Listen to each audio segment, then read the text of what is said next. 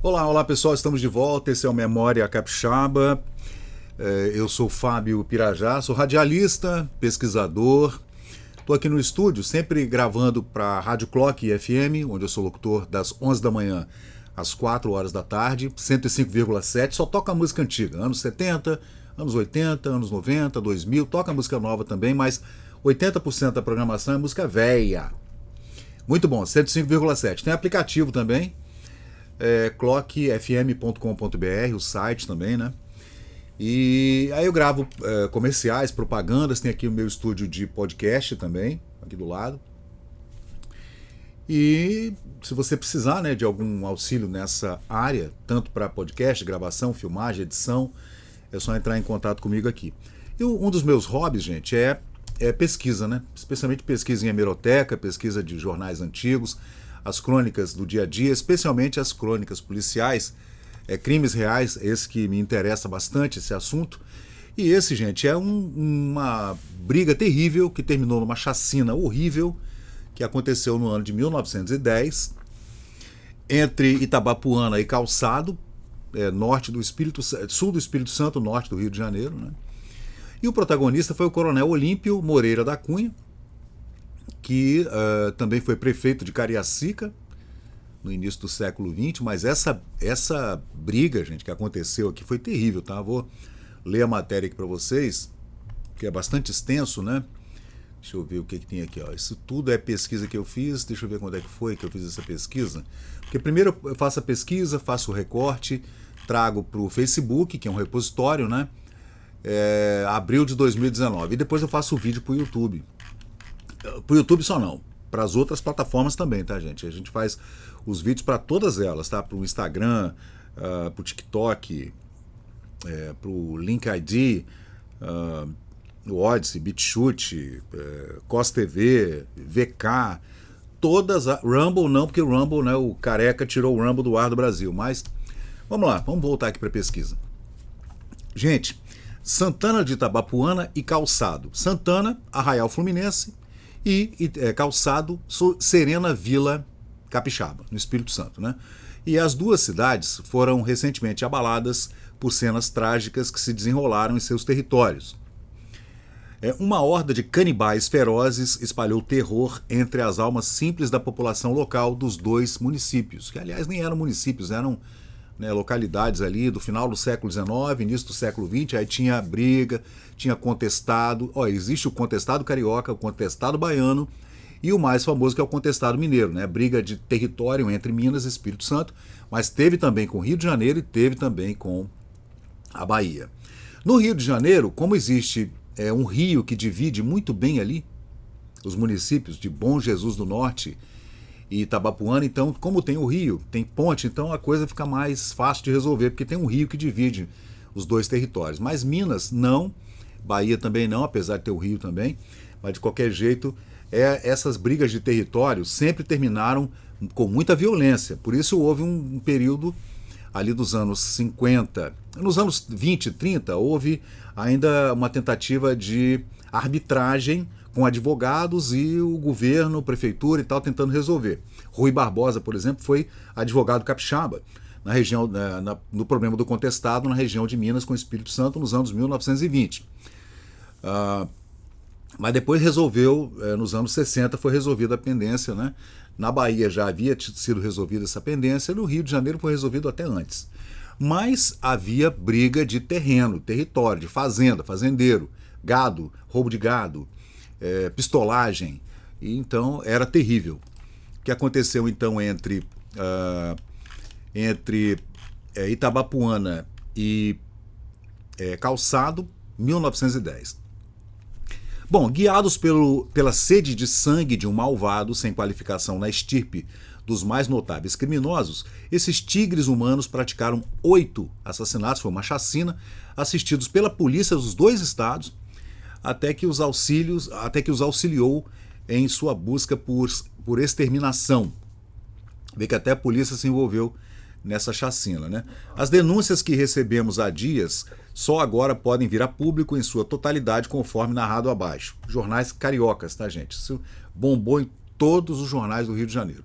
Bom, Uma testemunha relata que o fazendeiro de Santana de Itabapuana, chamado Olímpio Moreira da Cunha, entrou em conflito com João Borba, considerado ladrão de cavalos e assassino da região. Bom, temendo a vingança, o coronel Olímpio, aí da fotografia, atacou os inimigos, ferindo gravemente 3 inimigos pelo primeiro encontro, impedidos de serem mortos imediatamente pela intervenção das suas mulheres e das suas filhas. Então, ele atacou antes de ser atacado. O coronel Olímpio entrou em combate, então, com o tal João Borba, que era um ladrão de gado, ladrão de cavalos da região ali entre o Rio de Janeiro e o Espírito Santo, né? Insatisfeito com o resultado, o coronel Olímpio Cunha reuniu seus capangas, incluindo 4 praças da Força Estadual cedidas pelo delegado de polícia de Calçado. À noite, eles atacaram novamente a casa do João Borba, disparando mais de 500 tiros. Nesse segundo confronto, o bandido José Garcia, chefe do bando de Olímpio Cunha, foi morto. Então, Olímpio cercou a casa do João Borba com sua família toda, pedindo socorro e médico para os feridos, resultando na morte de 2 deles durante o tratamento, né? Francisco Borba, chefe da família, foi ao Arraial de Santana pedir ajuda a Emídio Cunha, que era irmão do Olímpio, para ver se ele conseguia uma paz ali, né? Apaziguar os ânimos enquanto eles tratavam dos feridos, né? No entanto, o farmacêutico Emídio Cunha traiu a confiança dele e acabou assassinando o idoso Francisco Borba em frente à sua farmácia em Santana, já no Rio de Janeiro, né? No estado do Rio. Antônio Borba, também da família do ladrão de cavalos, teoricamente, né, suposto, ao saber da morte do pai e vendo seus irmãos feridos durante aquele tiroteio com 500 tiros disparados, foi até Calçado em busca de ajuda médica. No entanto, foi preso pelo delegado Antônio Batista, em Calçado. O médico chamado foi o Dr. Alberto de Souza, que foi impedido de sair para ajudar Antônio Batista. No dia seguinte, capangas do coronel Olímpio Cunha, em nome dele, exigiram a entrega imediata de Antônio Borba, sendo prontamente atendidos pelo delegado Antônio Batista. Você vê uma horda de pistoleiros, capangas. O delegado tem 2 praças. Como é que ele vai fazer, né?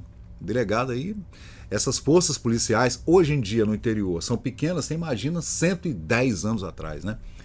A notícia dessa infâmia se espalhou e o povo se reuniu em frente à cadeia para impedir que o delegado entregasse o Antônio Borba, né? Que era sobrinho do João Borba, que era o suposto ladrão de cavalos, ladrão de gado, né? Bom, no dia seguinte, o Olímpio Cunha, acompanhado de capangas, o coronel, né, foi até a vila para concluir a empreitada, a horrenda empreitada, acabar de matar todo mundo. À 00:30, Antônio Batista, com praças da Força Pública, entregou o preso ao grupo de assassinos de Antônio Cunha. A polícia entregou o cara para o coronel Antônio Cunha, né? Antônio Borba, ao ver o seu perseguidor, suplicou por piedade, né? Jurou não ter envolvimento nos crimes do seu irmão, o João, que era ladrão de cavalos, na verdade não era sobrinho, era irmão, né? Mas foi brutalmente espancado por capangas. Apesar dos apelos desesperados, o povo não pôde intervir diante do aparato bélico dos criminosos. O jornal chama o grupo do coronel Olímpio Cunha de criminosos, de bárbaros criminosos, tigres, hediondos criminosos, né? Mas, segundo também relata a própria matéria, o Olímpio Cunha estava defendendo-se de um ladrão de cavalos, de um ladrão de gado, na região, né? Entre o Rio de Janeiro e o Espírito Santo. Aí o Antônio Borba foi amordaçado e, ao mesmo tempo, não se sabia do seu destino, ele desapareceu ali. Acácio Ferreira, um prisioneiro em Calçado, testemunhou a cena revoltante e falou com a reportagem. Durante o primeiro ataque à casa do João Borba, da família Borba, o bando de malfeitores, encabeçado pelo coronel Olímpio Cunha, encontrou Sebastião Palmeira em seu caminho e o assassinou a tiros de carabina, prevendo que ele poderia testemunhar contra eles. Aí começou uma queima de arquivo, né? É uma briga entre um notório ladrão de cavalos que morava no norte do Rio de Janeiro com o Olímpio Cunha, que tinha fazenda em Calçado. Então vai vendo. Até agora, 8 assassinatos foram cometidos, incluindo João, Pedro e Sebastião Borba, Francisco Borba, Antônio Borba, Sebastião Palmeira e o bandido João Garcia. Mulheres e crianças nos arredores da casa dos Borba também foram trucidadas durante 5 dias e noites de tiroteio constante. Devido a esses eventos, toda a zona sul do Espírito Santo e norte do Rio de Janeiro estão em alerta. Toda aquela zona está em alerta. Os dois estados estão em alerta, né? A situação foi mantida em sigilo pelos governos estaduais, sendo revelada após o apelo do coronel Teófilo Lobo ao ministro da Justiça. Inacreditável, aí tem um outro jornal que fala: inacreditável massacre de uma família, 1910. Aí as manchetes são assim, gente. Horrível carnificina, 6 homens e uma criança assassinados. Propriedade assaltada. Aí, aqui eles falam que a propriedade foi assaltada e, portanto, houve uma retaliação do coronel Olímpio Cunha para defender sua propriedade, né? Aí já viu como é que são essas brigas de interior, né, gente? A gente tem que desvendar isso aqui. Então a matéria fala assim: o jornal Gazeta de Notícias da capital federal do Rio de Janeiro, né, na época, foi endereçada por uma senhora uma longa carta narrando o bárbaro crime de que foram vítimas seu marido e 6 filhos e a perseguição de quem ainda está sendo alvo, ela e o restante da família. Eis a carta.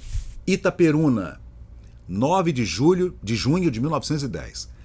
Ilustríssimo e excelentíssimo senhor redator, sem lar e sem pão, sem meu marido e sem 5 filhos homens, despojada violentamente de todos os meus haveres, sem recurso algum, ameaçada de morte, descrente na justiça dessa comarca, lá em Itaperuna, tá? Antes de estender as mãos à caridade pública, apelo para a imprensa livre e independente deste, do Rio de Janeiro, né, de outros municípios do estado e da capital federal, pedindo socorro e, de joelhos, a sua proteção para o estado em que me encontro. Você vê que é interessante, né? A pessoa não podia contar com a polícia, muito menos com o estado, né? Você não tinha como vir ao Palácio Anchieta resolver alguma coisa, né? Você não tinha acesso a um deputado estadual, não tinha como, né? Então a pessoa só tinha mesmo que recorrer ou aos amigos, à família ou à imprensa. Tanto a imprensa capixaba, que também dava esses assuntos, mas especialmente a imprensa do Rio de Janeiro, porque de lá vinham, podia vir uma Guarda Nacional, por exemplo, para ajudar, né? Aí continua aqui dizendo a esposa do João Borba, né? Que sofreu a represália. Alimenta-me a esperança, diz ela, perdão, embora a última, de ver esposada a causa de uma hoje pobre viúva, coberta de andrajoso luto por aqueles a quem a imprensa é um sacerdócio do bem e da caridade, posto em defesa dos mártires, vítimas dos salteadores da vida e da propriedade alheia. Será que foi ela mesma que escreveu assim, gente? Com tão rebuscadamente, né? As ocorrências que me obrigam a pedir-vos proteção não podem ser expostas em todos os seus detalhes, porque me conservo sob aterradora impressão e, por isso, não na impossibilidade de descrevê-los com toda precisão de tempo e espaço. Então ela tinha medo de escrever com detalhes o que estava acontecendo, porque ela não tinha tempo. De repente tinha que fugir de uma casa para outra, né, no meio daquele interiorzão ali, divisa de Minas com o Rio de Janeiro. Imagina como era isso, né? No iniciozinho do século XX. E ela segue dizendo aqui: as declarações que apresentaram 104 testemunhas que apresentarei provarão perante quem quer que seja, autoridade insuspeita, juízo ou tribunal, que eu e meu marido, chefes de numerosa família, morávamos há muitos anos no distrito de Santana do Itabapuana, município de Itaperuna, estado do Rio de Janeiro, em propriedade própria, vivendo com relativo conforto, com o produto lícito do nosso trabalho, gozando da estima das pessoas de bem. Então, O marido corria que o marido dela, João Borba, o nome da senhora não está na carta, tá, gente? Era um conhecido ladrão de cavalos e ladrão de gado ali na região norte de Itaperuna e fazia esses assaltos, digamos, supostamente, no sul do Rio de Janeiro, na região de Calçado, né? Aí ela segue dizendo aqui na carta que ela escreveu para a Gazeta de Notícias. A nossa família, assim reunida, os nossos filhos, animosos no trabalho, na luta honrada pela vida, tornou-se em pouco tempo credora de dinheiro e ultimamente do ódio e inveja de Olímpio Cunha. Aí ela esclarece que a família dela tinha renda e emprestou dinheiro para o coronel Olímpio Cunha, também residente no mesmo distrito, onde é chefe conhecido de malfeitores e bandidos de toda espécie, um verdadeiro profissional do crime. Então, ela apela, né, à imprensa, e aí aquilo vai para a Corte de Justiça e a coisa escala para a capital federal, né, de forma que os jornais repercutiram na época e foi um problema. Os brutais assassinatos do Calçado, detalhados pelo jornal Gazeta de Notícias, são descritos na carta. O nome dela está aqui. A viúva Dona Amélia Eugênia de Jesus, proprietária em Arrozal de Santana. Aí, à medida que o tempo vai passando, as cartas vão chegando, telegramas, né? As notícias vão chegando e a gente vai tendo mais detalhes do que realmente aconteceu, o nome das pessoas e tudo. A carta relata o massacre de sua família, incluindo os frios assassinatos dos seus filhos, marido e parentes. Bicho, a mulher, ela perdeu 6 filhos. O filho de Dona Amélia, Bento José Ferreira, sobreviveu ao ataque e está na Santa Casa de Misericórdia de Vitória. Ele relata que a família resistiu às tentativas de envolvimento nas lutas partidárias propostas por Olímpio Moreira da Cunha, levando a um ódio inexplicável por parte deste. Então, havia também uma briga política, né? Segundo a carta da Dona Amélia, o nome dela é Dona Amélia Eugênia de Jesus, foi talvez a única sobrevivente da família, e um filho somente. O resto, o marido, João Borba, e 5 filhos foram mortos ali naquele tiroteio, que inclusive contou com a ajuda da polícia do local, lá de São José do Calçado. Então ela relata que a família vivia muito bem, era uma família muito grande, tinha uma propriedade no Arrozal de Santana, Itaperuna, e emprestavam dinheiro, vez ou outra, ao coronel Olímpio, credor de dinheiro. E agora está dizendo aqui, o filho dela, né, dizendo que havia também um interesse político por parte do Olímpio Moreira da Cunha, e a família do João Borba não queria apoiá-lo politicamente ali na região. Então, o que aconteceu foi que houve uma briga de família, né, terrível, e o relato chocante descreve o ataque em que João José Ferreira, irmão de Bento, que sobreviveu, né, foi tocaiado e mortalmente ferido pelos capangas do Olímpio. Bento, sua mãe e o irmão tentaram socorrê-lo, mas também foram alvejados. O massacre incluiu outros membros da família e resultou em 8 mortes. Bento, profundamente abalado, pede piedade para os sobreviventes e destaca a imprensa como a única proteção contra tamanha desolação. O relato é comovente, evidenciando a crueldade dos déspotas e líderes sanguinários na busca pelo poder. Então esse é um relato frio, né, gente? De uma pessoa que estava observando o que estava acontecendo, segundo os jornais da época, especialmente o Gazeta de Notícias, falando dessas cenas revoltantes, como diz aqui a chamada desse jornal, falando em canibais, cenas revoltantes, 8 vidas ceifadas entre o Espírito Santo e Minas Gerais nos anos 1910, dessa briga terrível que aconteceu em Santana de Itabapuana e Calçado, entre João Borba, fazendeiro, e José Olímpio da Cunha, que também era fazendeiro na mesma região, e faziam divisa ali com o Espírito Santo. Então a briga escalou inclusive para o Espírito Santo, né? E todas essas mortes acabaram acontecendo nesse incrível massacre em 1910, horrível carnificina, como dizem os jornais do Rio de Janeiro na época. Toda essa pesquisa está aqui no Memória Capixaba, e eu encontrei essa fotografia do coronel Olímpio Moreira da Cunha, dizendo aqui, em 1935, prefeito de Cariacica, importante agricultor no município. Então isso quer dizer que ele mudou-se do sul do Espírito Santo e veio para cá. De 1910 a 1935 são 25 anos, né?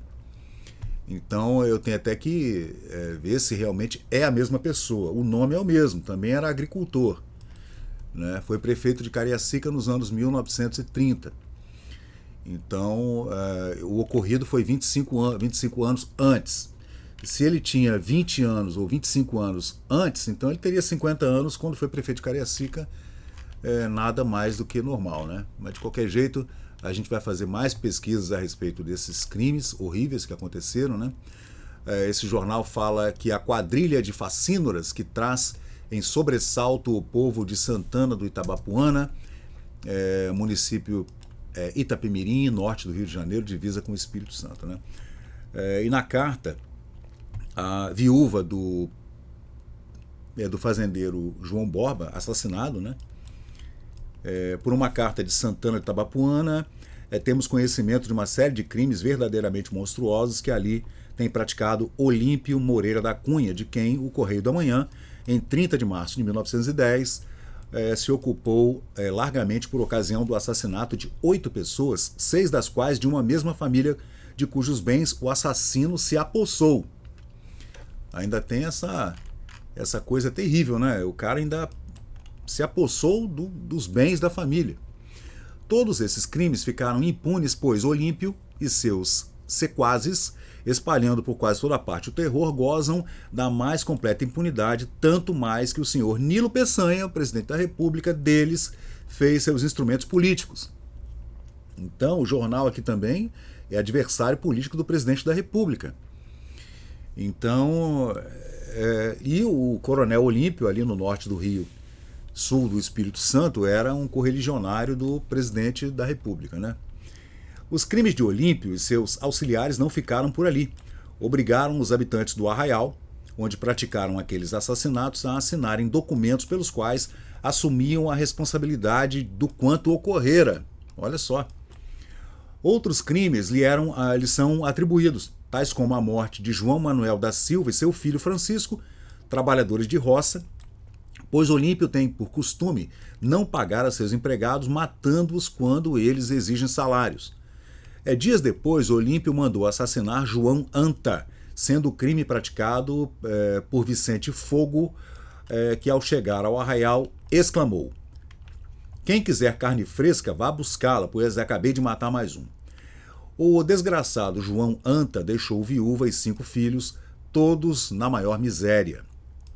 Na mesma ocasião, Olímpio, Vicente e Teodomiro, estes 2 últimos capangas daquele, assassinaram um tal Manuel Espanhol, empregado do coronel Teófilo Lobo, no município de Calçado, Espírito Santo, e próximo a Santana de Itabapuana. Foi o coronel Teófilo Lobo que fez a denúncia em carta ao ministro da Justiça do presidente Nilo Peçanha para que tomasse providências ali naquele embate entre 2 coronéis da região, né? Entre Rio de Janeiro e Espírito Santo. O cadáver do tal Manuel Espanhol foi atirado ao rio, sendo encontrado já meio devorado pelos corvos em uma ilha por pessoas que passavam pela estrada.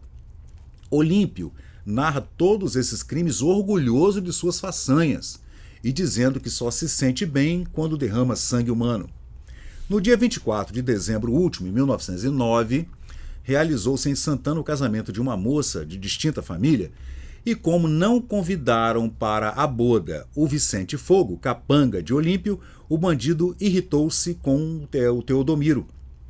Arlindo e outros bandidos chegaram às 8 horas da noite, assaltaram a casa dos noivos, intimidaram a banda de música, bem como as famílias que ali estavam reunidas para o casamento. Tudo isso no meio de tiros, né? Prolongando o tiroteio durante toda a noite. Você imagina, gente, ali um casamento, né? Os pais da noiva, os convidados todos, né? Aquela coisa, um casamento da roça, em 1909, o cara não foi convidado para o casamento e resolve retaliar, invadindo o casamento e roubando as pessoas e num tiroteio, né? Porque as pessoas nessa época andavam armadas, tá, gente? Todo mundo andava armado. O crime mais recente do Olímpio deu-se em 22 de janeiro último, 1910, no distrito de Palmital, distante légua e meia de Santana, sendo vítima o senhor João Ribeiro, chefe de numerosa família e que se acha em estado gravíssimo. Quando passava na estrada, recebeu diversos tiros. Os criminosos gabavam-se da façanha que praticaram e João Ribeiro tem esposa e 9 filhos. Desapareceu a paz e a alegria de Santana do Itabapuana. A vida pacífica que ali se gozava deu lugar ao terror, ao apavoramento geral. As estradas estão povoadas pelos bandidos. Inúmeras pessoas têm desaparecido sem que se saiba se elas estão mortas ou vivas, encontrando-se as respectivas famílias em profundo desespero. E não só desespero, né? Também fome, porque você mata, no caso do João Borba, por exemplo, né? Que foi assassinado pelos capangas do Coronel Olímpio. Você mata o pai de família, fere o irmão dele e mata 5 filhos, como é que ficam os outros parentes, né? Crianças, moças, mulheres, né?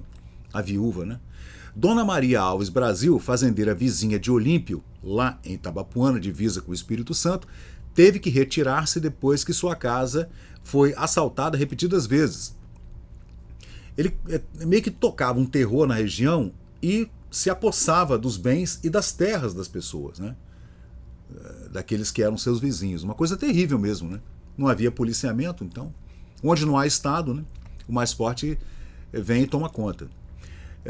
Estão também foragidos, receosos dos bandidos, Virgílio C. da Fonseca, José Gabriel da Silva, José Antônio Brasil, Venceslau Gomes Xavier e Gabriel Antônio Xavier. Ignora-se o paradeiro de todos eles que são proprietários e abandonaram suas fazendas, uns levando as famílias e outros sozinhos. Os capangas do Coronel Olímpio andam sempre armados de carabinas e de bons revólveres. O povo não tem a quem pedir garantias. Não havia polícia, gente. Havia um destacamento de polícia em Calçado, no Espírito Santo, mas não naquela região ali. O primeiro que se manifestar contra os bandidos morrerá. Se algum morador de Santana pretende retirar-se, é estimado a que não fale muito, aliás, onde estiver ou for encontrado, será vítima da sanha dos bandidos. De todos os crimes narrados, há inúmeras testemunhas. Falta apenas que apareçam autoridades resolvidas a acabar com aquela intolerável situação. Essa turma, essa súcia, né, digamos assim, não causaria maiores terrores do que os que perseguem os moradores de uma zona outrora pacífica, hoje convertida em arraial de terríveis e perigosíssimos sicários. Que dirá a isto o presidente do estado do Rio de Janeiro? Então, não era um problema só do estado do Rio, era também um problema do estado do Espírito Santo, porque existe uma acusação de que um destacamento da Polícia Estadual do Espírito Santo ajudou em um desses massacres, né, acontecidos entre Santana de Itabapuana e Calçado, Rio de Janeiro e Espírito Santo, em 1910. Então é isso aí, gente. Toda essa pesquisa e muito mais detalhes estão no repositório lá no Facebook, num grupo fechadinho, né? Num álbum fechadinho, com toda a pesquisa bonitinha que eu fiz em 2019. E esse é mais um capítulo, né, da nossa crônica criminal policial acontecida nos anos 1910, entre o Espírito Santo e o Rio de Janeiro. Se estiver gostando, deixa um like, se inscreve no canal, divulga, né, para outras pessoas. Se você não estiver gostando também, deixa um dislike, escreve lá um comentário por que você não gostou e como é que a gente pode melhorar aqui os nossos vídeos no Memória Capixaba, tá bom, gente? A história do Espírito Santo é contada com detalhes da crônica jornalística nos periódicos que a gente acompanha aqui, especialmente na Biblioteca Nacional. Valeu, gente. Muito obrigado. Até a próxima. E chegamos ao final de mais um vídeo aqui do Memória Capixaba. E se você curtiu o conteúdo, por favor, deixe seu like, compartilhe aqui o nosso canal e inscreva-se para mais novidades. Até a próxima e muito obrigado por participar aqui do Memória Capixaba.